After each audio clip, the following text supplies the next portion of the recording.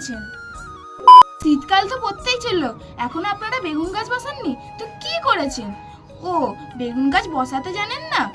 বেগুন গাছের মাটি তৈরি করতে জানেন না? বেগুন গাছে কি সার দিতে হয় সেটা জানেন না? তো চলুন এই ভিডিওতে বলে দিই। তো বন্ধুরা, আমি এই টবটা নিয়েছি, এটা প্লাস্টিকের, তাই জন্য আমি এটার মধ্যে অনেকগুলো ফুটো করে নিয়েছি। এই ফুটোগুলোকে আমি ছিপ দিয়ে বন্ধ করে নেব, কেন কি যাতে মাটিতে জল দেওয়ার পরে যাতে মাটি না বেরিয়ে যায়।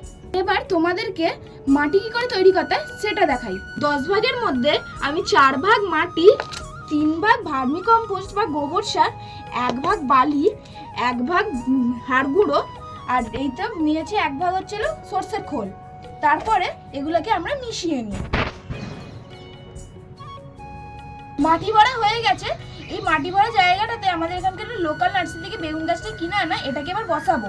এই জায়গাটা থেকে একদম গর্ত করে এটাকে বসিয়ে দিয়ে তারপর হালকা হাতে চেপে দেবো। তারপর এটাতে অনেকটা জল দিয়ে এটাকে একটা ছায়া জায়গায় রেখে দেবো।